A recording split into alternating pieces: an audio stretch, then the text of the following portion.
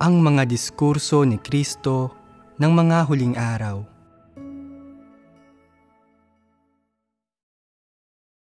Ang tamang pagtupad ng tungkulin ay nangangailangan ng maayos na pagtutulungan.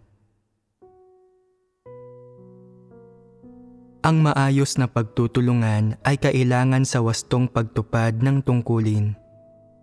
Dahil lahat ng tao ay may tiwaling mga disposisyon at walang nagtataglay ng katotohanan, sa pamamagitan lamang ng maayos na pagtutulungan nila magagampanan ng maayos ang kanilang mga tungkulin. Ang maayos na pagtutulungan ay hindi lamang kapaki-pakinabang sa pagpasok sa buhay ng mga tao, kundi maging sa wastong pagtupad sa kanilang mga tungkulin at sa gawain ng iglesia. Ang mga taong nakikipagtulungan ng maayos ay mga taong relatibong may mabuting pagkatao at pagkamatapat, ngunit kung ang pagkatao ng isang tao ay hindi mabuti, kung siya ay masyadong mapagmataas at mapagmagaling o masyadong baluktot at mapanlinlang, kung gayon ay imposibleng makipagtulungan siya ng maayos sa iba. Ang ilang tao ay hindi nakikibahagi sa matapat na gawain, hindi maingat sa pagtupad sa kanilang tungkulin, at laging gumagawa ng masasama. Ang ganitong mga tao ay hindi magagawang makipagtulungan sa iba at hindi sila magkakaroon ng maayos na ugnayan o samahan sa sinuman. Ang gayong mga tao ay walang pagkatao at nabibilang sa mga hayop at sa diablong si Satanas. Lahat ng masunurin at mapagpasakop na taong may mabuting pagkatao ay tiyak na magkakaroon ng mga resulta sa pagtupad sa kanilang tungkulin at madali silang makikipagtulungan sa iba. Para naman sa mga hindi matapat na gumagampan sa kanilang tungkulin, na nanggugulo o nanggagambala pa nga sa ibang tao na tumutupad sa kanilang tungkulin, kung hindi sila nagbabago pagkatapos ng maraming payo at hindi kailanman nakaiisip na magsisi, laging nagdudulot ng mga paggambala at kaguluhan sa kanilang mga tungkulin at ang kalidad ng kanilang pagkatao ay kasuklam-suklam, kung gayon ay dapat silang agarang alisin upang maiwasang magdulot ng kaguluhan o kapahamakan sa gawain ng iglesia. Ito ay isang problemang dapat lutasin ng mga lider at manggagawa. Ang ilang tao ay iresponsable kapag tinutupad ang kanilang tungkulin na nagreresulta sa gawaing laging kailangang ulitin. Malubha itong nakaaapekto sa pagiging epektibo ng gawain. Bukod sa kakulangan ng isang tao sa kadalubhasaan at karanasan, may iba pa bang mga dahilan sa paglitaw ng problemang ito? Kung ang isang tao ay medyo mapagmataas at mapagmagaling, nagdedesisyong mag-isa, at hindi ginagampanan ang kanyang tungkulin ayon sa prinsipyo. Ang kadalubhasaan at karanasan ay maaaring matutuhan at maipon ng paunti-unti. Pero kung may problema sa disposisyon ng isang tao, sa tingin ba ninyo ay madali itong lutasin? Hindi ito madali. Kung gayon, paano ito dapat nalutasin? Ang tao ay dapat na makaranas ng pagkastigo at paghatol at dapat na matabasan at maiwasto. Kailangan niyang maranasan ang paghatol at pagkastigo at matabasan at maiwasto. Ang mga salitang ito ay tama, ngunit maaari lamang makamit ng mga taong naghahangad ng katotohanan. Matatanggap ba ng mga hindi nagmamahal sa katotohanan ang pagtatabas at pagwawasto? Hindi nila matatanggap.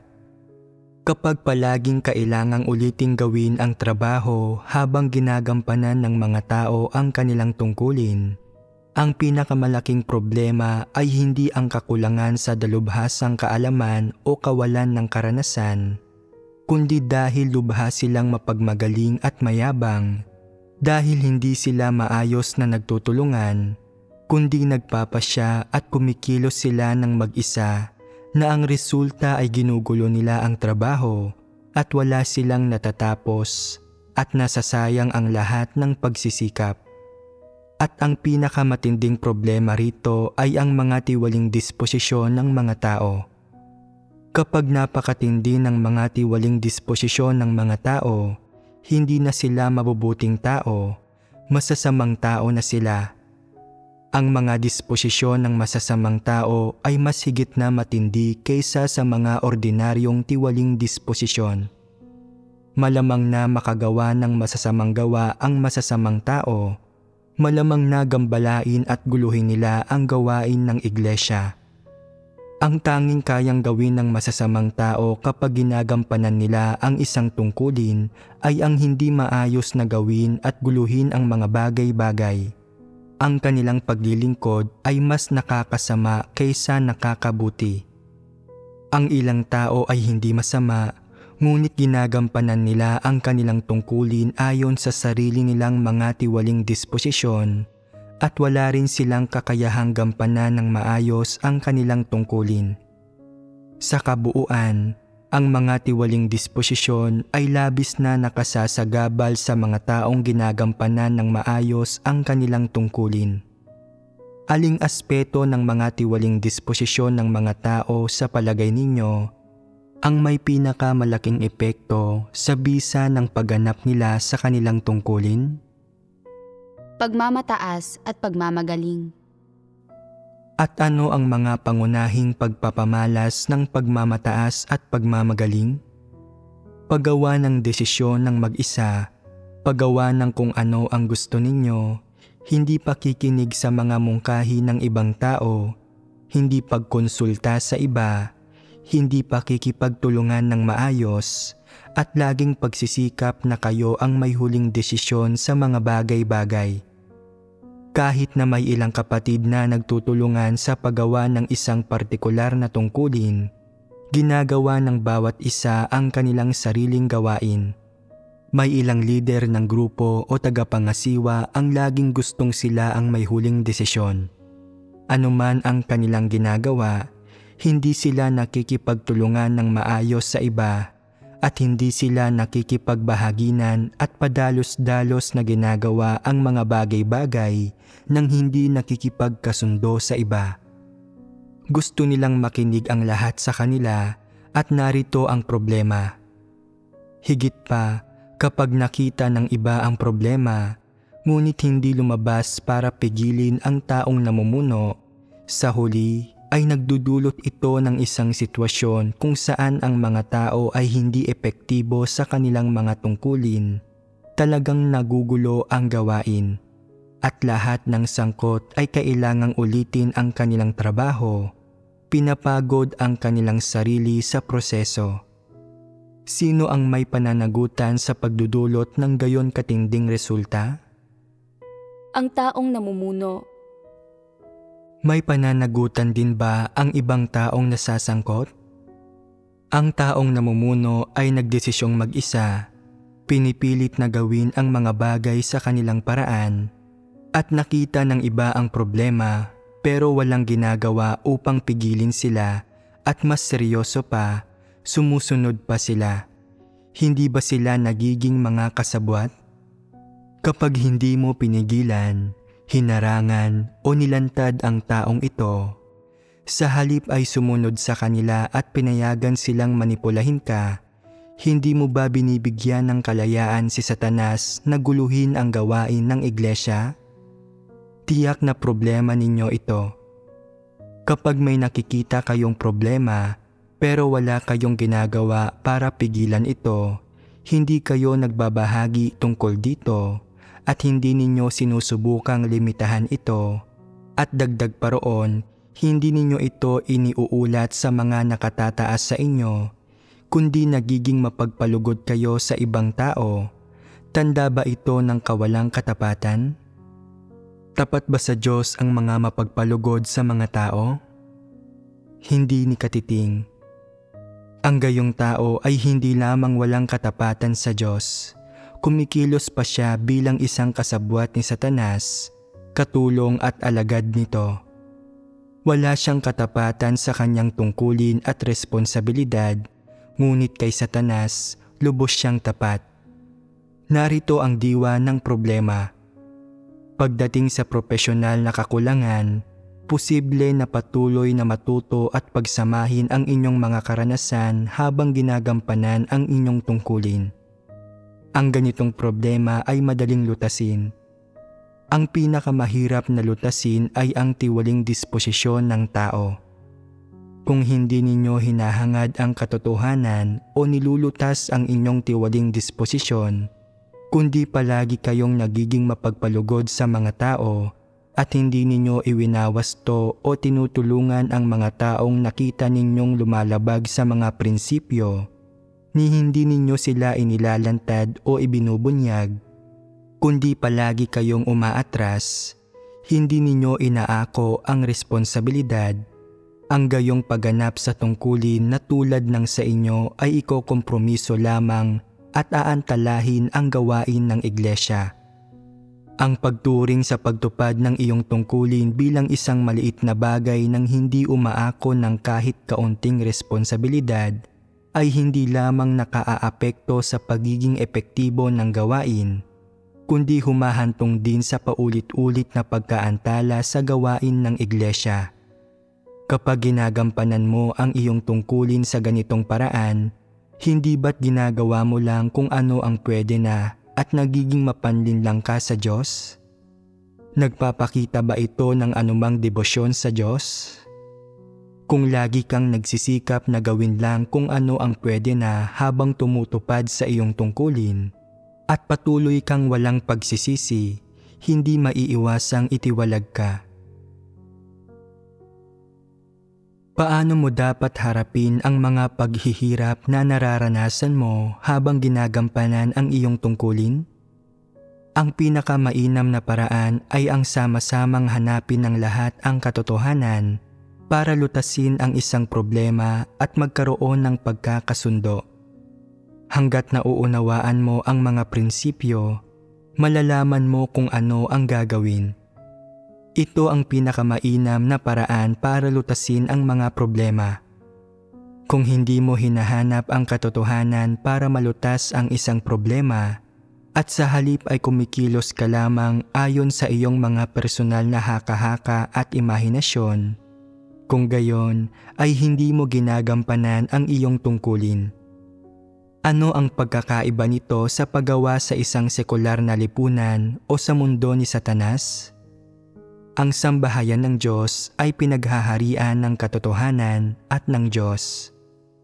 Kahit anong problema ang lumitaw, dapat hanapin ang katotohanan para malutas ito. Gaano man karaming iba't ibang opinyon ang mayroon o gaano man kalaki ang kanilang pagkakaiba, ang lahat ng ito ay dapat banggitin at pagbahaginan. Matapos magkaroon ng pagkakasundo, dapat kumilos alinsunod sa mga prinsipyo. Sa ganitong paraan, hindi mo lang malulutas ang problema, kundi maisasagawa mo rin ang katotohanan at maayos na magagampanan ang iyong tungkulin. Maaari mo ring makamit ang maayos na pakikipagtulungan sa panahon ng proseso ng paglutas ng problema. Kung ang lahat ng gumagawa ng kanilang tungkulin ay nagmamahal sa katotohanan, kung gayon ay madali para sa kanila na tanggapin at sundin ang katotohanan. Ngunit kung sila ay mapagmataas at mapagmagaling, hindi madali sa kanila na tanggapin ang katotohanan kahit na nagbabahagi ang mga tao tungkol dito. May mga taong hindi nakauunawa sa katotohanan ngunit laging gustong makinig sa kanila ang iba. Ang mga taong ganito ay nakaaabala sa iba na gumagawa ng tungkulin. Ito ang ugat ng issue at dapat itong lutasin bago magampanan ng maayos ang tungkulin ng isang tao.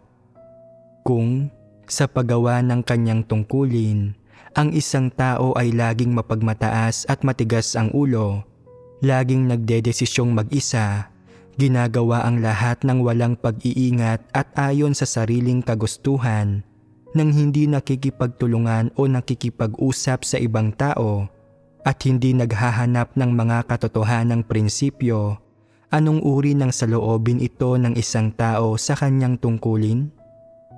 Maaari bang maayos na magampanan ng isang tao ang kanyang tungkulin sa ganitong paraan? Kung ang ganitong uri ng tao ay hindi kailanman tumatanggap ng pagtatabas at pagwawasto, hindi tumatanggap ng katotohanan, at patuloy pa rin sa paggawa ng mga bagay-bagay sa kanilang sariling paraan, ng padalos-dalos at ayon sa sariling kagustuhan, nang hindi nagsisisi o nagbabago, kung gayon ay hindi lang ito problema sa saloobin, kundi problema sa kanyang pagkatao at karakter. Ito ay isang taong walang pagkatao. Magagampanan ba ng maayos ng isang taong walang pagkatao ang kanyang tungkulin? Siyempre ay hindi. Kung habang ginagawa ang kanyang tungkulin, ang isang tao ay gumagawa pa nga ng lahat ng karumal-dumal na gawain at ginagambala ang gawain ng iglesia, kung gayon ay masama siyang tao. Ang gayong mga tao ay hindi angkop na gawin ang kanilang tungkulin. Ang paggampan nila sa kanilang tungkulin ay nagreresulta lamang sa kaguluhan at pinsala at nagdudulot ng higit na kapinsalaan kaysa kabutihan. Kaya dapat silang madiskwalipika sa paggampan sa kanilang tungkulin at maalis sa iglesia. Kaya naman, ang abilidad ng isang tao na gampanan ng mahusay ang kanyang tungkulin ay hindi lamang nakasalalay sa kanyang kakayahan, kundi pangunahin sa kanyang saloobin sa kanyang tungkulin, sa kanyang karakter, kung mabuti o masama ang kanyang pagkatao, at kung kaya niyang tanggapin ang katotohanan. Ito ang mga pinaka-issue. Kung ang iyong puso ay nasa iyong tungkulin, kung ginagawa mo ang lahat ng iyong makakaya at kumikilos ka ng buong puso, kung may seryoso at matapat kang saloobin sa pagtupad sa iyong tungkulin, kung masigasig at masikap ka, ito ang mga bagay na tinitingnan ng Diyos at sinusuri ng Diyos ang lahat. Matutupad ba ng maayos ng mga tao ang kanilang mga tungkulin kung karamihan sa kanila ay iresponsable at walang sinuman ang masigasig, at kahit na nalalaman nila sa kanilang puso kung ano ang tamang gawin, hindi sila nagsusumika para sa mga prinsipyo at walang sinuman ang sumeseryoso rito? Sa ganitong uri ng sitwasyon, ang mga lider at manggagawa ay dapat magsubaybay, magsiyasat at mag-alok ng paggabay o humanap ng responsableng taong magiging lider ng grupo o taong mamamahala. Sa ganitong paraan, karamihan sa mga tao ay maitutulak na kumilos at makakamit ang isang magandang resulta kapag ginampanan nila ang kanilang mga tungkulin. Kung may isang taong lilitaw na nanggugulo at namiminsala, hayaan siyang maalis ng direkta dahil kapag nalutas ang pinaka-problema, magiging madali para sa mga tao na maging epektibo sa kanilang tungkulin. Ang ilang tao ay maaaring may kaunting kakayahan, ngunit iresponsable sa pagtupad sa kanilang mga tungkulin. Maaaring mayroon silang mga kasanayang teknikal o propesyonal na kaalaman, ngunit hindi ito itinuturo sa ibang tao.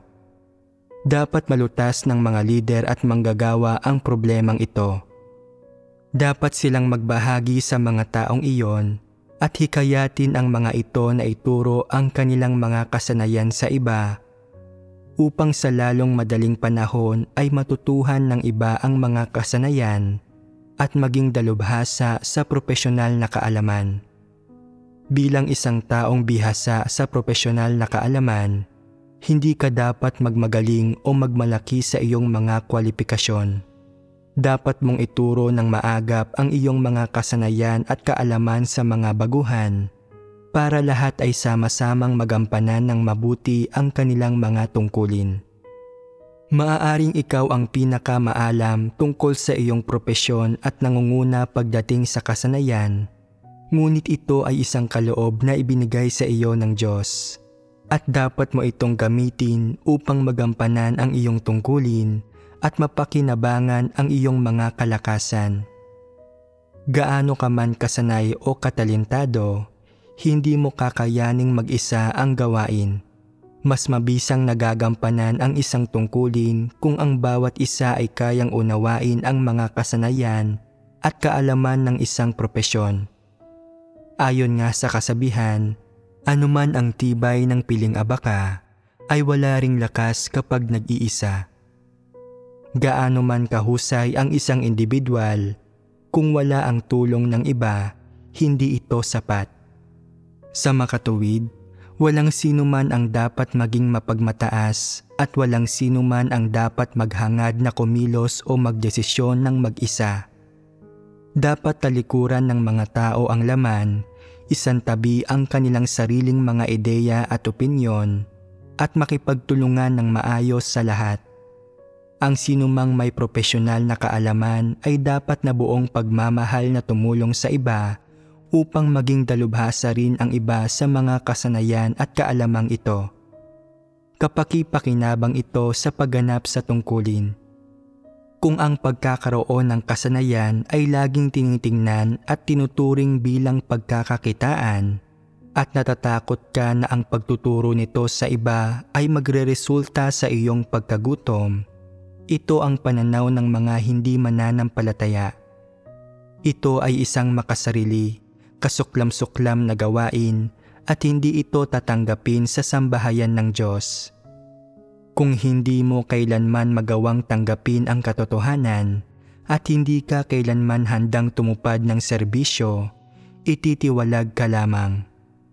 Kung iniisip mo ang kalooban ng Diyos at handa kang maging tapat sa gawain ng kanyang sambahayan, dapat mong ialay ang lahat ng iyong mga kalakasan at kasanayan upang matutunan at maunawaan ng iba ang mga ito at magampanan nila ng mas mahusay ang kanilang mga tungkulin. Ito ang naaayon sa kalooban ng Diyos. Ang gayong mga tao lamang ang may pagkatao at sila ay minamahal at pinagpapala ng Diyos. Ano ang dapat gawin ng isang tao para magampanan niya ng mabuti ang kanyang tungkulin? Dapat niya itong magampanan ng buong puso at buong lakas. Ang ibig sabihin ng paggamit ng buong puso at buong lakas ng isang tao ay pagtuon ng buong isip niya sa pagganap sa kanyang tungkulin at hindi pagpapahintulot na maging abala siya sa ibang bagay, at pagkatapos ay paggamit sa lakas na taglay niya, paggugol sa buong lakas niya, at pagdadala ng kakayahan, mga kaloob, mga kalakasan niya, at ng mga bagay na kanyang naunawaan para gamitin sa gawain. Kung may abilidad kang umunawa at umintindi, at mayroon kang magandang ideya, dapat mong kausapin ang iba tungkol doon. Ito ang ibig sabihin ng maayos na pakikipagtulungan. Ganito mo magagampanan ng mabuti ang iyong tungkulin. Ganito mo makakamit ang katanggap-tanggap na pagganap ng iyong tungkulin. Kung nais mo palaging akuin ang lahat ng bagay ng mag-isa, kung gusto mo palaging gumawa ng malalaking bagay ng mag-isa, kung gusto mo palaging nasa iyo ang atensyon at hindi sa iba, ginagampanan mo ba ang iyong tungkulin? Ang ginagawa mo ay tinatawag na paghahari-harian, pagpapakitang gilas iyon. Satanikong pag-uugali iyon, hindi pagganap sa tungkulin. Walang sinuman, anuman ang kanyang mga kalakasan, mga kaloob o espesyal na mga talento ang kayang umako sa lahat ng gawain ng mag-isa. Dapat siyang matutong makipagtulungan ng maayos kung nais niyang magawa ng mabuti ang gawain ng iglesia. Iyon ang dahilan kung bakit ang maayos na pakikipagtulungan ay isang prinsipyo ng pagsasagawa ng pagganap sa tungkulin ng isang tao. Basta't ginagamit mo ang iyong buong puso at buong lakas at buong katapatan, at inaalay ang lahat ng kaya mong gawin, ginagampanan mo ng mabuti ang iyong tungkulin. Kung mayroon kang saloobin o ideya, sabihin mo ito sa iba. huwag mo itong pigilan o itago. Kung mayroon kang mga mungkahi, ibigay mo ang mga ito. Kung kaninong ideya ang alinsunod sa katotohanan ay dapat tanggapin at sundin. Gawin mo ito at makakamit mo ang maayos na pakikipagtulungan. Ito ang ibig sabihin ng matapat na pagganap sa tungkulin ng isang tao. Sa pagganap sa iyong tungkulin, hindi mo dapat akuin ang lahat ng mag-isa, ni hindi ka dapat magpakamatay sa katatrabaho o maging ang tanging bulaklak na namumukadkad o taong mapagsarili. Bagkus, dapat mong matutuhan kung paano makipagtulungan ng maayos sa iba at gawin ang lahat ng makakaya mo para tuparin ang mga responsibilidad mo para ibuhos ang buong lakas mo. Iyon ang ibig sabihin ng pagganap sa iyong tungkulin. Ang pagganap sa iyong tungkulin ay paggamit sa lahat ng lakas at liwanag na taglay mo upang magkamit ng isang resulta. Sapat na iyon. Huwag mong palaging subukang magpasikat, palaging magsabi ng matatayog na bagay at gawin ang mga bagay-bagay ng mag-isa. Dapat matutuhan mo kung paano makipagtulungan sa iba at dapat mas tumuon ka sa pakikinig sa mga mungkahi ng iba at pagtuklas sa kanilang mga kalakasan. Sa ganitong paraan, magiging madali ang pakikipagtulungan ng maayos. Kung palagi mong sinusubukan na magpasikat at ikaw ang masunod, hindi ka nakikipagtulungan ng maayos. Ano ang ginagawa mo? Nagdudulot ka ng kaguluhan at ng mamaliit ng iba. Ang pagdudulot ng kaguluhan at pangmamaliit ng iba ay pagganap sa papel ni Satanas. Hindi iyon pagganap ng tungkulin. Kung palagi kang gumagawa ng mga bagay na nagdudulot ng kaguluhan at ng mamaliit ka ng iba, gaano man katinding pagsisikap ang gugulin mo o pag-iingat ang gawin mo, hindi iyon maaalala ng Diyos. Maaaring hindi ka gaanong malakas, ngunit kung may kakayahan kang makipagtulungan sa iba at nagagawa mong tumanggap ng angkop na mga mungkahi, at kung tama ang iyong mga motibasyon at napoprotektahan mo ang gawain ng sambahayan ng Diyos, isa kang tamang tao. Kung minsan, sa iisang pangungusap, nalulutas mo ang isang problema at nakikinabang ang lahat. Kung minsan, matapos kang magbahagi sa iisang pahayag ng katotohanan, lahat ay nagkakaroon ng isang landas ng pagsasagawa at nagagawang sama-samang magtulungan ng maayos, at lahat ay nagpupunyagi sa iisang mithiin at magkakapareho ng mga pananaw at opinyon, kaya partikular na epektibo ang gawain. Kahit marahil ay walang makaalala na ikaw ang gumanap sa papel na ito at hindi mo marahil maramdaman na gumawa ka ng malaking pagsisikap, makikita ng Diyos na ikaw ay taong nagsasagawa ng katotohanan. Isang taong kumikilos ayon sa mga prinsipyo. Aalalahanin ng Diyos ang paggawa mo nito. Tinatawag itong matapat na pagtupad sa iyong tungkulin. Anuman ang mga paghihirap na mayroon ka sa pagtupad sa iyong tungkulin, ang totoo ay lahat ng ito ay madaling malutas. Hanggat ikaw ay isang taong matapat na may pusong nakasandig sa Diyos at kaya mong hanapin ang katotohanan, walang problema na hindi kayang lutasin. Kung hindi mo nauunawaan ang katotohanan, dapat kang matutong sumunod. Kung mayroong sinumang nakauunawa sa katotohanan o nagsasalita alinsunod sa katotohanan, dapat mong tanggapin ito at sundin. Sa anumang paraan ay hindi ka dapat gumawa ng mga bagay na nakagagambala o nakakapagpahina, at hindi ka dapat kumilos o magdesisyon ng mag-isa. Sa ganitong paraan, wala kang magagawang masama. Tandaan mo, ang pagtupad sa iyong tungkulin ay hindi pagsasagawa ng sarili mong mga mithiin o sarili mong pamamahala. Hindi mo ito personal na gawain, gawain ito ng iglesia at nag-aambag ka lamang ng mga kalakasang taglay mo. Ang ginagawa mo sa gawain ng pamamahala ng Diyos ay maliit na bahagi lamang ng kooperasyon ng tao. Maliit na papel lamang ang ginagampanan mo sa isang sulok. Iyan ang responsibilidad na pinapasan mo. Sa puso mo, dapat mong madama ito. Kaya nga, ilang tao man ang sama-samang gumagampan ng kanilang tungkulin o anumang paghihirap ang kinakaharap nila, ang unang dapat gawin ng lahat ay manalangin sa Diyos at sama-samang magbahaginan, hanapin ang katotohanan, at pagkatapos ay tukuyin kung ano ang mga prinsipyo ng pagsasagawa. Kapag ginagampanan nila ang kanilang tungkulin sa ganitong paraan, magkakaroon sila ng isang landas ng pagsasagawa. Ang ilang tao ay palaging nagsisikap na magpakitang gilas, at kapag nabigyan ng responsibilidad sa isang trabaho, palagi nilang gusto na sila ang huling magpasya. Anong klaseng ugali ito? Ito ay pagiging isang diktador.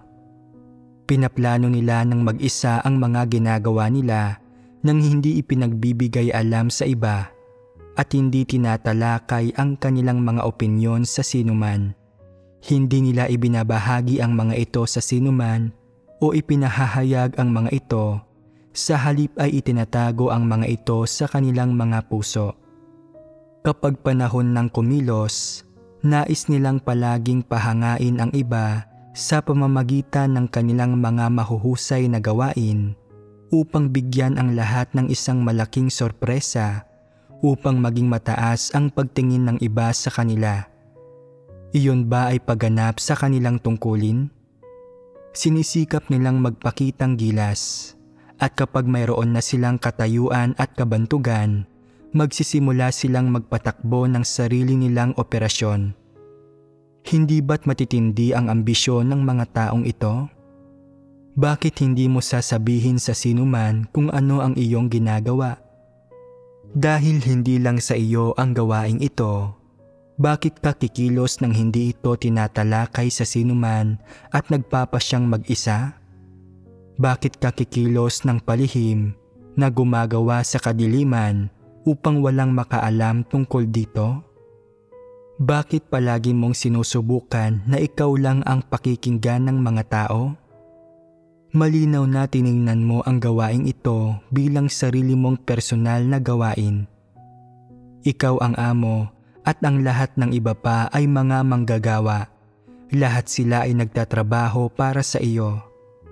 Kapag palagi kang may ganitong pag-iisip, hindi ba't problema ito? Hindi ba't ang uri ng taong ito ay nagpapakita ng mismong disposisyon ni Satanas? Kapag gumaganap ng tungkulin ang ganitong mga tao, sa malaot madali ay palalayasin sila.